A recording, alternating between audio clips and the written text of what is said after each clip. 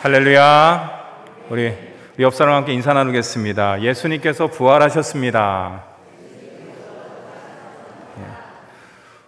오늘 우리가 그렇게 기다리던 부활절, 우리 주님께서 사망 권세를 깨뜨리시고 부활하신 기쁨과 감격과 승리의 날입니다.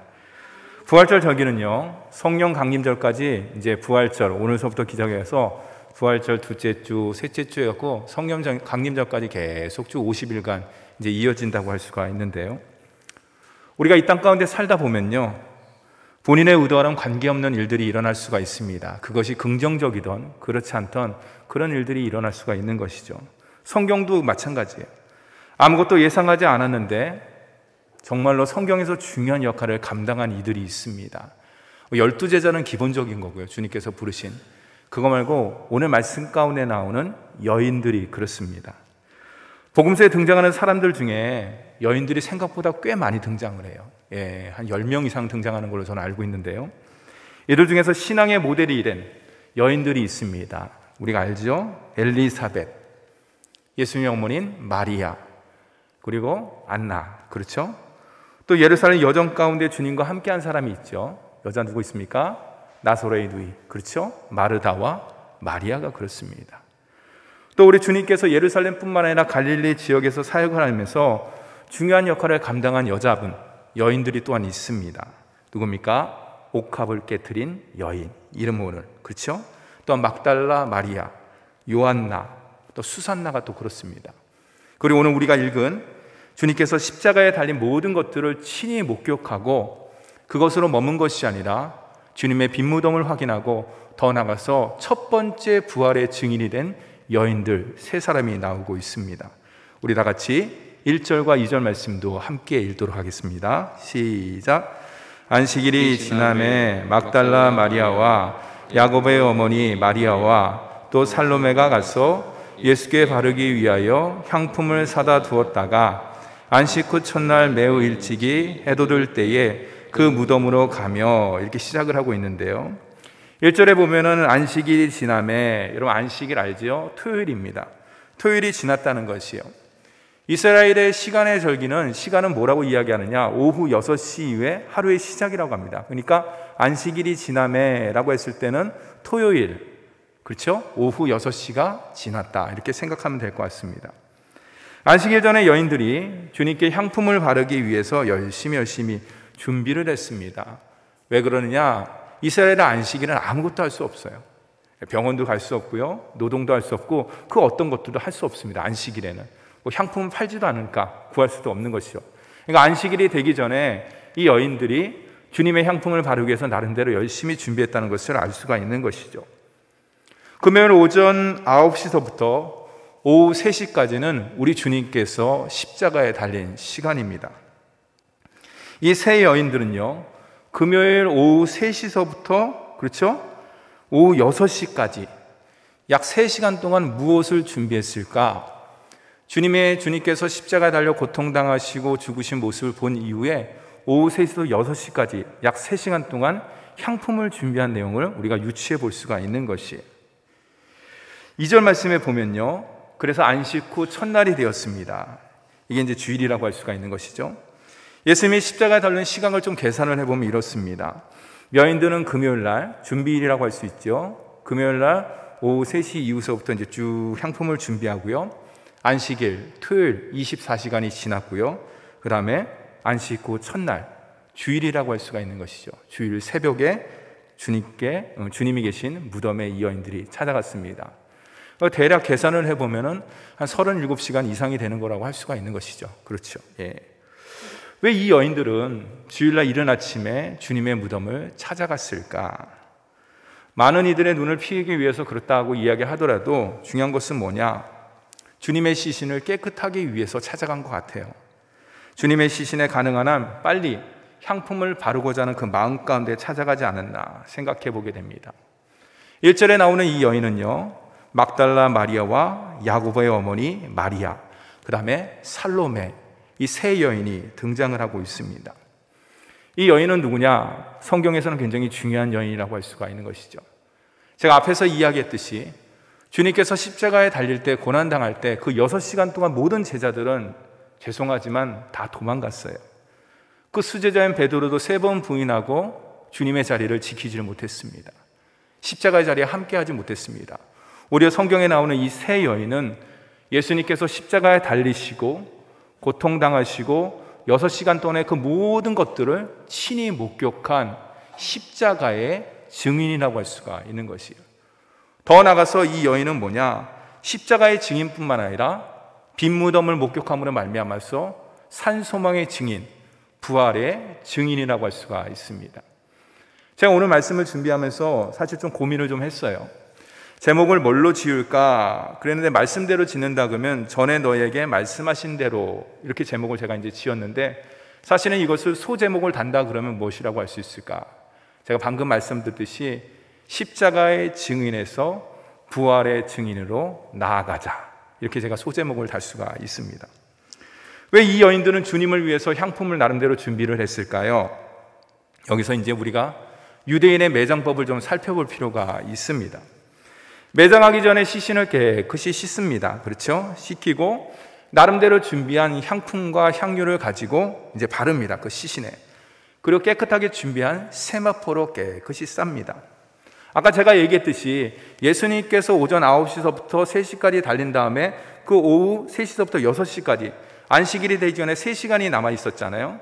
그러니까 이 여인들이 안식일이 되기 전에 향품을 준비했다는 이 말은 1절의 얘기를 들어보면 3시간 동안 준비한 거예요. 그러니까 여러 가지 준비하는 데 있어서 나름대로 생각해 봤을 때 되게 바쁘게 준비했구나, 그렇게 생각할 수가 있습니다.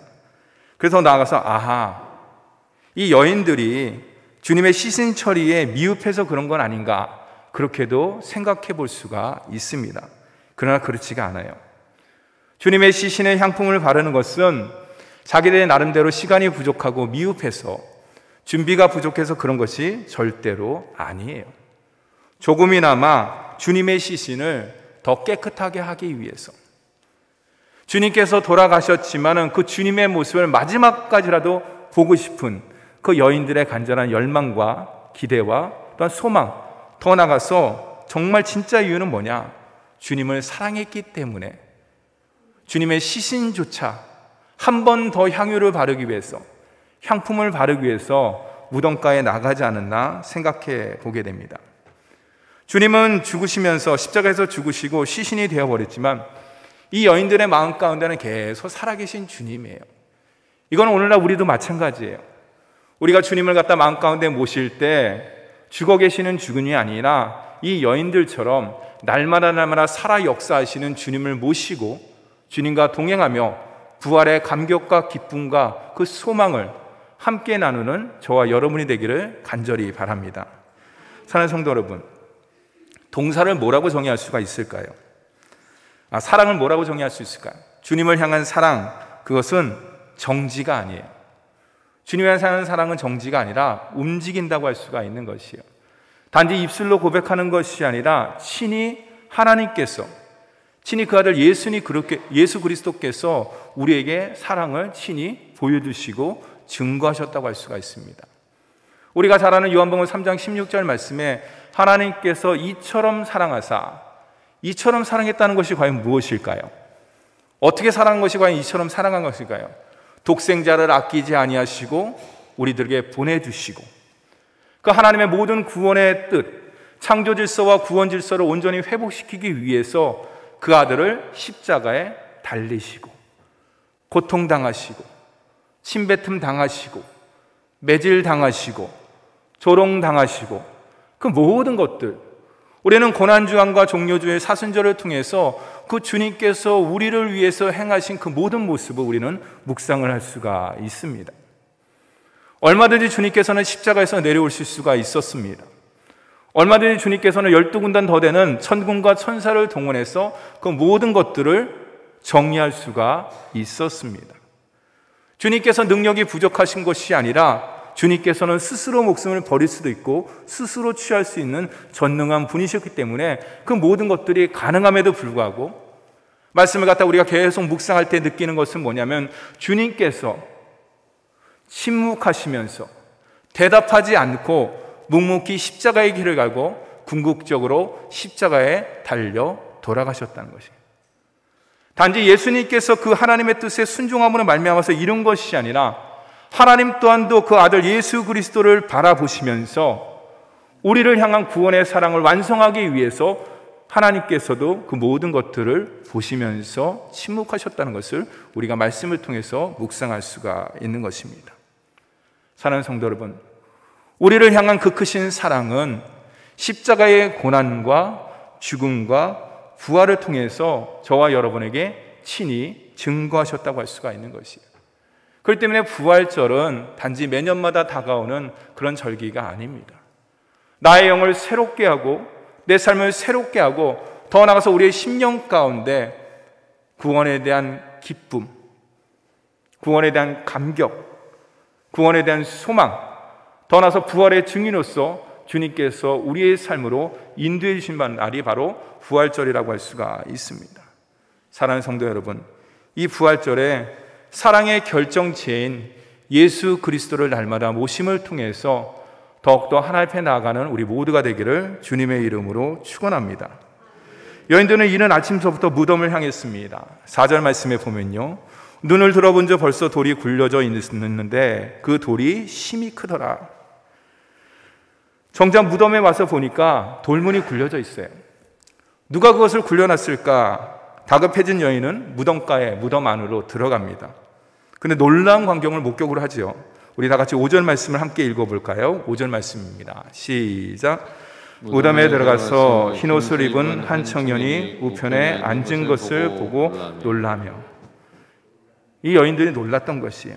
다급해진 여인이 무덤 안에 들어가서 놀라운 광경을 봤다는 것이죠. 그 놀라운 광경이 무엇입니까? 주님의 시신이 사라졌어요. 무덤이 비온 것이에요. 그 무덤에 분명히 주님의 시신은 무엇이도 없는데 임봉을 하고 문을 갖다 돌문을 닫았는데 돌문이 활짝 열리고 주님의 시신이 없고 빈 무덤이고 그 자리에는 흰옷 입은 한 청년, 천사가 앉아 있었습니다. 이 여인들 앞에 펼쳐진 이 놀라운 광경들, 다급해졌지요? 무덤 들어갔지요? 놀라운 모습들을 갖다 보고 있습니다. 빈 무덤을 봤습니다. 주님의 시신이 사라졌습니다. 없어졌습니다. 이 여인들이 무슨 생각을 할 수가 있었을까요? 누가 도대체 주님의 시신을 어디 갖고 갔는가? 혹시 우리 몰래 누가 이 주님의 시신을 훔쳐간 건 아닌가? 그런 생각도 할 수가 있는 것이죠. 그런 생각을 하면서 이 여인들에게 마음 가운데 어떤 생각이 들었을까요? 야, 큰일 났다. 엄청난 위기가 찾아왔다. 우리가 주님에게 향품을 바르려고 막상 찾아왔는데 돌문이 굴러지고 주님의 시신이 없다. 그 모든 것들에 당황했을 것이에요. 위기가 발생했다고 생각할 수가 있는 것이에요. 이 여인들이 얼마나 당황하고 얼마나 놀랐을까. 근데 사랑하는 성도 여러분, 저와 여러분은 당황하거나 놀라지 않습니다. 왜 그럴까요? 만약에 어떤 이야기 속에서 아무리 큰 위기와 어려움이 있다 그러더라도 내가 그 이야기의 결말을 안다 그러면 어떨까요? 우리는 그 이야기를 처음에는 어떻습니까? 기승전 결말은 모르기 때문에 긴장하면서 그 이야기를, 그 스토리를 읽고 들을 수가 있습니다.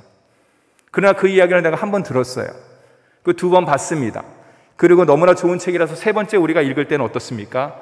그 이야기의 위기 가운데, 주인공이 위기 가운데, 어려움 가운데 있다 그러더라도 우리는 걱정하거나 염려하지 않습니다. 왜 그러냐?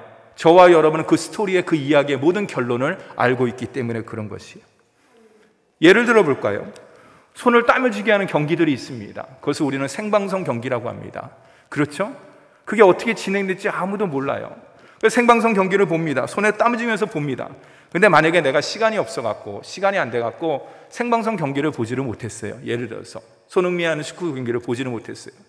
그래서 친구한테 이야기합니다. 야, 어저께 손흥민 경기 어떻게 됐냐? 그거 이겼어. 승리했어.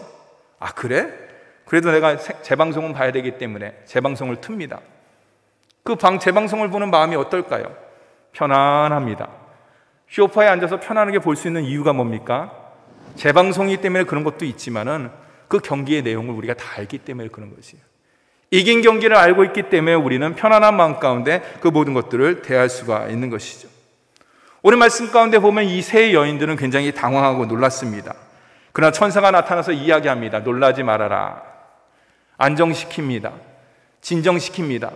그러면서 말을 갖다 이어갑니다. 다 같이 7절 말씀을 함께 읽겠습니다. 7절 말씀입니다. 시작. 가서 그의 제자들과 베드로에게 이르기를 예수께서 너희보다 먼저 갈릴리로 가시나니 전에 너희에게 말씀하신 대로 너희가 거기서 배우리라 하라 하는지라. 예, 제가 밑줄을 쫙 쳤는데요, 이 천사가 십자가에 지는 이 여인들에게 말씀을 갖다 합니다. 뭐랍니까? 가서 거기서 배우리라. 이 단어를 갖다 종합해보면 뭡니까? 너희들 빈 무덤 봤지? 주님께서 부활하신 거 봤지? 그러면 가서 전해라, 이거예요. 가서 전하라는 것이. 그럼 어디로 가서 전해야 될까? 어디서 전해야 됩니까? 갈릴리로 가라는 거예요. 오늘 말씀 가운데 7절 가운데 나와 있듯이 그 갈릴리로 가서 심령이 상한 베드로, 3번씩이나 주님을 내가 부인했어? 나는 몹쓸 놈이야, 난 살 가치가 없어. 아마 베드로는 그런 마음 가운데, 자괴감 가운데, 슬픔 가운데, 낙심 가운데 아마 그 갈릴리에서 생활하고 있었을 것이에요. 그 베드로뿐만 아니라 그 나머지 제자들, 주님의 소망을 가지고 나아간 주님께서 결국에는 십자가상에서 무리들에 의해서, 대제사장과 로마 군병에 의해서 죽임을 당했다. 갈릴리로 가서 제자들을 찾아가라는 것이에요. 빈 무덤을 본 이 여인들이, 증인들이 기쁨과 소망을 품고 나아가라는 것이에요. 천사가 이야기하는 것이에요. 앞에서 이 여인들이 무덤을 찾아갔을 때의 마음과 발걸음은 어땠을까요? 우리가 한번 생각해 볼까요? 분명한 것은 가볍지는 않았을 거예요. 그렇죠? 아까 이야기했듯이 안식일이 촉박합니다. 안식일이 다가옵니다. 시간이 얼마 되지 않습니다. 향품과 향유를 준비해야 됩니다. 그리고 한 번이라도 주님의 모습을 보고 싶고 한 번 더 주님께 발라드시는 그 간절한 마음 가운데 있었어요. 근데 어떻게 됩니까? 아까 제가 읽었지요? 눈을 들어본 즉 벌써 돌이 굴려져 있는데 그 돌이 힘이 크더라는 것이. 우리가 갔는데 돌이 커갖고 돌이 굴려져 있지 않, 돌이 막혀져 있으면 어떡할까? 헛걸음이 되면 어떻게 될까? 그런 생각을 가졌을 것이에요. 왜 그러냐? 그 돌의 지름이 보통 크기가 아니에요. 그 지름이 1.5에서 1.8m입니다. 웬만한 남자 상정이 그 돌문을 굴리려고 해도 잘 굴려지지 않는 거예요. 그러니까 여인 3명이서 그 돌문을 갖다 굴리려고 했으면 얼마나 힘들었겠습니까? 이 빈 무덤을 확인한 여인들의 발걸음은 결국 어떻게 했습니까? 갔는데 보니까 돌문이 굴려져 있어요. 그리고 안에 들어가 보니까 예수님께서 안 계셔요. 그리고 천사가 이야기를 합니다. 왜 여기서 찾느냐? 예수님께서 전에 말씀하신 대로 갈릴리로 가라는 것을 너희는 기억하지 못하느냐. 이거예요. 이 여인들의 발걸음은, 무덤으로 향해 나간 발걸음은 무거운 발걸음, 헛된 발걸음이 되지 않을까, 그런 마음과 조바심을 가지고 두려움 반 의심 반 하면서 나아갔겠죠. 그러나 그 모든 광경을 보고 나서 이 여인들의 발걸음은 어떤 발걸음일까요? 복음의 발걸음이 되며 소망의 발걸음이 됐고 기쁨과 감사의 발걸음이 되었던 것이에요. 두 번째로 이 여인들에게 천사가 이야기하는 것은 무엇이냐? 가서 전하라는 것이죠. 무엇을 전하냐? 주님께서 살아나셨다. 그 복음, 새 소망, 그것을 갖다 전하라는 것이에요. 이 천사가 이 여인들에게 당부하는 것은, 전하라는 것은 그냥 단지 전하는 것이 아니라 아까 제가 소제목을 갖다 이야기했듯이 십자가 증인에서 더 나가서 부활의 증인으로 그 제자들에게, 갈릴리에, 온 땅에, 온 인류에게 그 복음을 전하는 귀한 메시지를 이 천사가 주님의 말씀을 인용하면서 전해준 것이에요. 십자가의 증인으로서 이 여인은 빈 무덤의 부활의 증거를 보았지만, 그렇죠? 빈 무덤이 비어 있어요. 아, 예수님께서 부활하셨네. 근데 빈 무덤의 확인만 가지고는 그들의 심령 가운데, 그들의 마음 가운데 불일듯 일어나기가 힘든 거예요. 부활의 거듭남, 부활의 증인으로 거듭날 수가 없는 것이, 부활의 증인으로서, 십자가의 증인에서 부활의 증인으로서 거듭나기 위해서, 더 나아가서 십자가의 삶에서 부활의 삶으로 나아가기 위해서 필요한 것이 있는데, 그것이 뭐냐? 오늘 천사가 이야기한 것이에요. 전에 너희에게 말씀하신 대로 너희가 거기서 배우리라. 너희들 이 말 기억하지? 주님께서 십자가에 달려 돌아가시기 전에 제자들에게 숱한 말을 한 거예요. 내가 다시 살아나리라. 3일 만에 다시 살아나리라. 이 고난과 죽음의 과정을 겪어서 3일 만에 다시 살아나는데 내가 어디로 가는지 아니? 내가 너희들을 제일 처음 만났던 소명의 장소, 주님의 그 사랑의 장소 갈릴리로 내가 함께 가리라. 그곳에서 너희를 먼저 배우리라. 사랑하는 성도 여러분, 우리가 부활의 증인으로서 삶을 살기 위해서 가장 필요한 것이 무엇일까요? 말씀을 기억하는 게 가장 중요합니다. 그렇기 때문에 우리가 말씀도 읽고 우리가 사순절 기간에 그렇죠? 성경 나름대로 쓰고 더 큐티도 하고 또 암송도 하지 않았습니까? 근데 그 모든 말씀을 기억하기 위해서 가장 중요한 것이 뭐냐? 소명과 사명이라고 할 수가 있는 것이죠. 왜 갈릴리를 갖다 그렇게 중요하게 여겼을까? 그것은 주님께서 그들을 제일 처음 부르신 곳이기 때문에 그런 것이에요. 우리가 십자가의 증인으로서 부활의 증인으로 한 단계 더 나아가기 위해서 저와 여러분에게 필요한 것은 뭐냐? 그것은 바로 소명이 있는 곳이라고 할 수가 있어요. 소명이 뭡니까? 부르심 받은 곳. 사랑하는 효단교회 성도 여러분, 여러분들이 신앙생활을 10년 하건 20년 하건 30년 하건 그것도 중요하지만 더 중요한 것은 뭐냐? 여러분들이 주님을 언제 제일 처음 인격적으로 만나셨습니까? 주님께서 나를 갖다 하나님의 자녀로 부르셨을 때 여러분들의 그 느낌, 그 감격, 그것이 지금도 마음 가운데 생생하게 울려 펴지고 있으며 나의 모든 어두운 모든 부분들을 그 주님의 사랑으로 다 녹으면서 나아가고 있습니까? 그래서 2021년도 부활절은 저와 여러분에게 중요한 것이에요. 그냥 매년마다 하는 그런 절기가 아니에요. 매년마다 하는 그런 행사가 절대로 아니라고 할 수가 있습니다. 왜 그렇습니까? 주님과의 첫사랑이며 첫 만남이 바로 그 소명의 장소며 또한 그것으로부터 우리가 십자가의 증인을 넘어서 부활의 증인으로 나갈 수 있기 때문에 그런 것이에요. 사랑하는 성도 여러분, 기독교는 죽음의 종교가 절대로 아닙니다. 기독교는 종교가 아닙니다. 기독교는 죽음을 초월한, 저를 한번 따라했습니다. 부활의 기독교입니다. 우리는 종교인이 아닙니다. 우리는 신앙인이며 믿음의 사람이며 거룩한 하나님의 자녀라고 할 수가 있어요. 우리가 이 땅 가운데 살면서 깨끗하지 못할 수도 있습니다. 좀 부족할 수도 있습니다. 좀 어리숙할 수도 있습니다. 또 여러 가지 힘든 가운데 나름대로 좀 힘든 어려움을 당할 수가 있습니다. 그러나 분명한 것은 뭐냐? 주님께서 저와 여러분을, 아니 더 구체적으로 얘기할까요? 그 크신 하나님께서 저와 여러분을 사랑해서 저와 여러분을 한 사람 한 사람 불러주셨다는 사실이에요. 우리가 부활의 증인으로서 삶을 살기 위해서는 저와 여러분 주님께서 부르신 그곳으로 가야 되는 것이에요. 그것이 10년 전이 됐던 20년 전이 됐던 그것이 골방이 됐던 그것이 교회가 됐던 아니면 전도제의 만남이 됐건 그 어떤 것이 됐건 저와 여러분 제일 처음 주님께서 그 부르신 그곳, 그 뜨거운 감격, 그 기쁨, 그 눈물, 주 예수보다도 귀한 것은 없습니다라고 우리가 감격했을 때 입버릇처럼 고백하면서 모든 것들을 주님을 위해서 살겠습니다. 모든 것들을 주님 위해서 드리겠습니다. 그 장소, 그곳, 그 영적인 곳을 우리가 찾아갈 때 저와 여러분이 부활과 능력의 주님으로 나아갈 수가 있습니다. 오늘 우리 말씀은 2000년 전의 단순한 스토리, 그 이야기가 아니에요. 아까 얘기했듯이 기승절 결론을 다 알고서 좋은 얘기지, 주님께서 부활하셨지, 그것만 머무는 것이 아니에요. 2000년 전에 천사에게 전한, 천사가 그 여인들에게 전한 그 복음, 그리고 그 여인이 기쁨과 감격을 가지고 갈릴리에 가서 그 모든 제자들에게 주님께서 살아나셨다는 그 소명, 그 복음, 더 나아가서 그 모든 것들이 저와 여러분에게 부활의 증인으로서 삶을 살라고 오늘 주님께서 말씀을 통해서 우리에게 초대하고 있습니다. 사랑하는 성도 여러분, 우리도 십자가의 사랑을 품고서, 주님의 그 크신 사랑을 품고서 이웃과 함께 주님의 사랑을 함께 나누기를 간절히 바랍니다. 한번 저를 한번 따라하겠습니다. 나눔은 사랑입니다.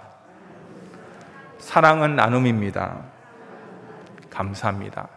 저희가 이 주제를 가지고 이제 약 한 달 정도 사랑의 나눔을 함께, 주님의 사랑을 함께 실천하고 나누고자 합니다. 자세한 내용은 광고 시간에 말씀을 드리도록 하고요. 여러분 들어오실 때 부직포를 하나씩 받으셨죠? 그 내용을 좀 이제 광고 시간에 설명을 해드리겠습니다. 올해는 어김없이 부활절, 2021년 부활절을 맞이하고 있습니다. 저는 2021년도 오늘 부활절을 맞이하면서 2000년 부활절을 생각해 보게 되었습니다. 가슴이 먹먹하더라고요. 기쁨과 함께 감사가 내 마음 가운데 밀려왔습니다. 그렇죠? 코로나에서 여러 가지 상황 가운데 우리가 부활절을 맞이하지 못한, 물론 마음 가운데 10년 가운데는 우리가 주님을 부활절을 맞이했죠. 그러나 여러 상황 가운데 우리가 함께 모여서 예배드리지 못하는 그런 아쉬움, 안타까움은 말로 표현할 수가 없는 것이죠. 왜냐하면 그것이 신앙생활이기 때문에 그런 것이. 인터넷 예배를 드리면서, 영상 예배를 드리면서 주님을 만나는 것도 중요하지만은 그 이상이 바로 저와 여러분의 신앙의 삶 가운데 녹아져 있기 때문에 그런 것이에요. 오늘은 그래도 감사하게 20%지만은 우리가 이렇게 띄엄띄엄 뛰어 앉아서 부활절의 예배를 하나님 앞에 드리고 있습니다. 부활의 생명의 귀한 도구로서 저와 여러분이 날마다 세워지기를 주님의 이름으로 축원합니다. 주님의 부활의 참된 생명이 우리의 심령 가운데 뿌리 내리기를 간절히 바라고요, 가정 가운데 펼쳐지기를 바라고요, 삶 가운데 사랑의 나눔을 통해서 이루어지기를 주님의 이름으로 축원합니다. 우리 이 시간에 살아계신 주, 주보에 나와 있거든요. 반주자 나오셔서 살아계신 주 1절만 한번 불러볼까요?